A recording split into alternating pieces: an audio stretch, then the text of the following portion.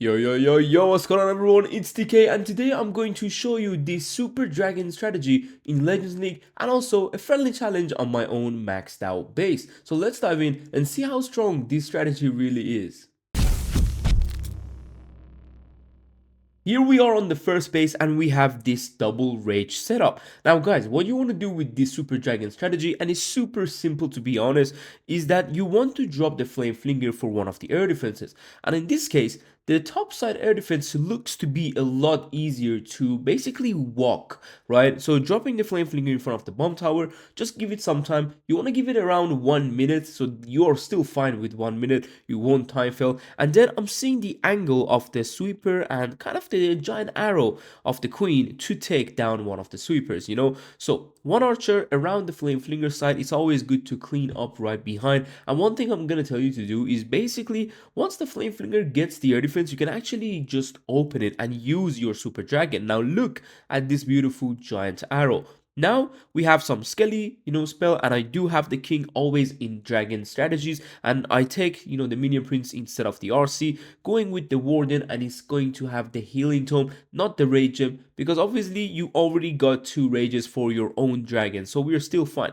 Going with the rage, and you want to go with 1 rage. It's not like the electro dragon where you double rage it and then later you won't have nothing, but look at the free spells. This is where the strategy shines. These free spells, you can literally protect anything you want throughout the entire base. Now, of course, we do have the minion prince ability, which is also freeze kind of, frosting everything. My king died, but I still have the queen. I do have 4 more free spells. I could have, just invest more on the monolith, but I think I won't.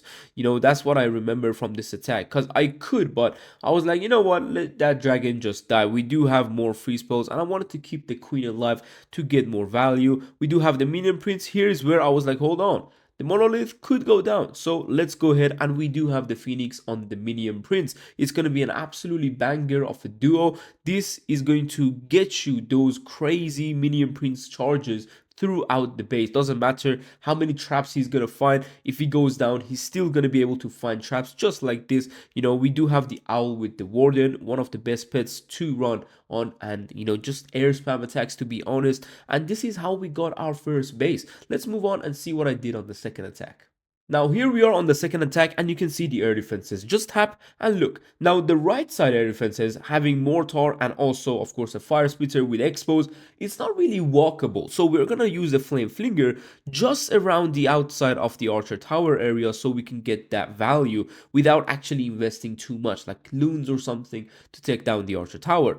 Once that air defense goes down, you're kind of free to start your dragons, but make sure you do the funnel. And also look at the sweeper. You want to get at least one of them, the one that you're diving into with those super dragons. So I'm looking at my angle of the queen. Let's see if I can make that right, and I did. Nice. We have a skelly spell for those expos. You can use it for inferno towers that are single and it's gonna hurt your dragons. You can use it on the monolith, or if you want, like me, you can use it with your Sui. So going in with those dragons and the minion prince, you can go ahead with again 1 rage and the warden ability. Keep those loons alive. Like, the warden ability isn't mainly for your dragons, it's basically for those test loons to go deeper and find more traps while they are invincible.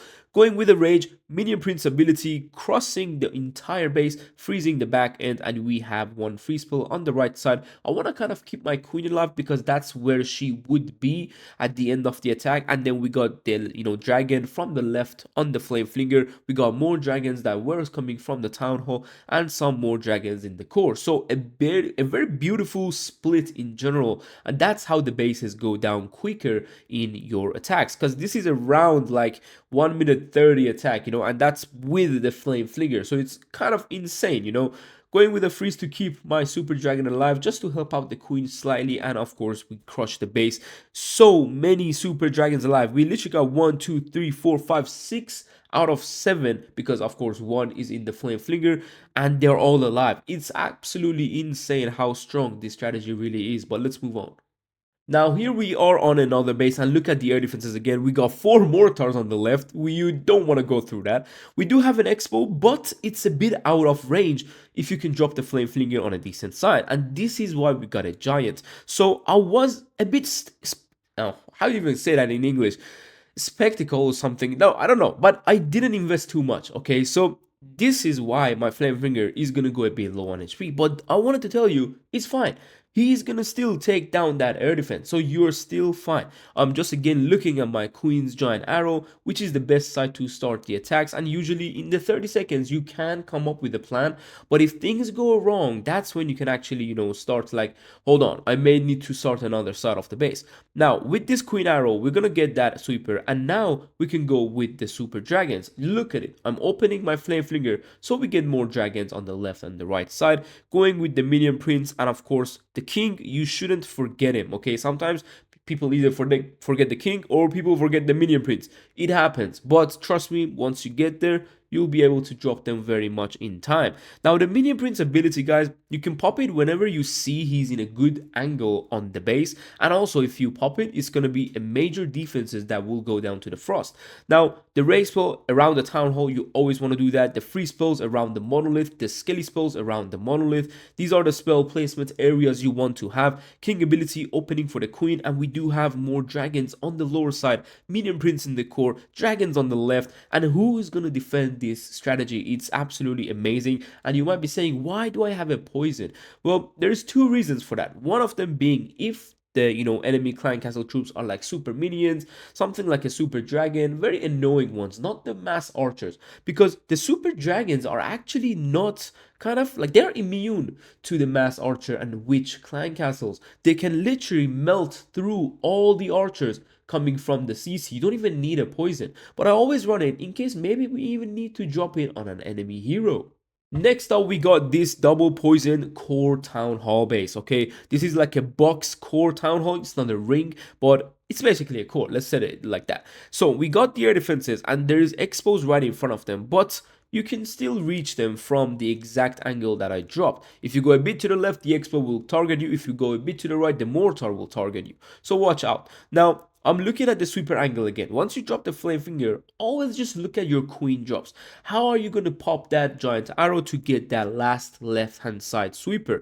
Just like this, but I missed it by a few kind of, tiles. Now I'm going to open the Flame Finger again because the expo was going to open it anyway, going with the dragons, Minion Prince in the beginning, like in literally the middle of this attack, and the rage spell to get that warden ability. You can see the test loons going forward doing absolutely amazing. I haven't dropped the King yet because my Queen will eventually go back. If the King gets dropped and gets those buildings on the top, the Queen will never go back, but now she's gone, and now I dropped the King. So now going with those mass free spells just to keep this town hall and monolith area frozen. Look at that beautiful Minion Prince ability. This is why I don't believe RC is going to be any help in this strategy. Your Minion Prince is amazing. Just keep him alive until around the back end if you can. Then the Phoenix will carry for you.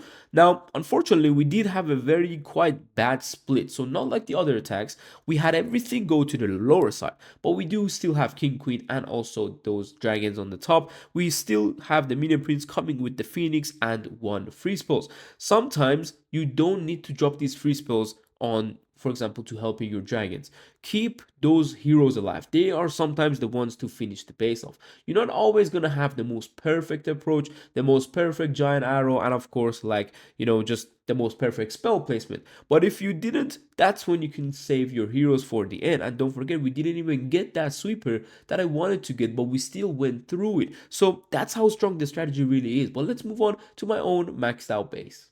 Here we are, and guys, look at this base. So one thing I'm gonna do is basically, like, the way the air defenses are on this base is a bit anti-dragons, okay? They're a bit deeper and also a bit more protected. But also the clan castle is mass archers and one witch. So I'm doing my best to try to give you the value of the super dragons, right? To actually show you how powerful they really are.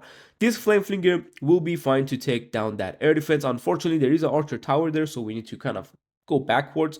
But look at the sweepers and also look at the spell tower in front of the town hall. It's an invisibility spell, so you can even activate that with your Queen's Giant Arrow. One of the good things about it. Now again, just look at the angle, how you're gonna drop your Queen. Meanwhile, the Flame Finger is gonna do its thing. So this is where I want to drop the Queen on that army camp so we can get that value with that spell tower.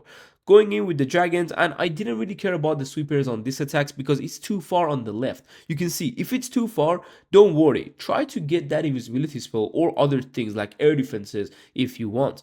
Warden ability, and this is where I drop the poison. Don't forget your king could get cooked by the monolith, so try your best to save him and save that ability to open up for the town hall or any other compartment. Now this is where again you have those spells and the free spells. You can rage around the town hall because that's where your dragons are, but I saw my queen, so I was like, you know what, they are fine. I'm gonna rage the lower side so we can get more value because there is more defenses, and my queen will still be fine. If needed, I can keep her alive with a freeze, but she's diving into a giga bomb, so there is no point of keeping her alive. Now the dragons are slowly dying, so this is where you can see if the base is literally designed that is anti-dragon with that very weird CC, very separated major defenses, it's gonna be slightly harder, but we still got super dragons on the lower side. It's just the fact that the base was built in a way so the flame flinger doesn't give you the cut, the funnel, and the idea of, okay, this area nothing will go. Okay, that didn't happen. Everything went to the lower side. This is why you want to build those bases really nicely against these super dragons and the flame flinger approaches, because honestly they do have a chance of survival. But now going in with those dragons and warden, minion prince, and the phoenix, beautiful combination to finish off this base.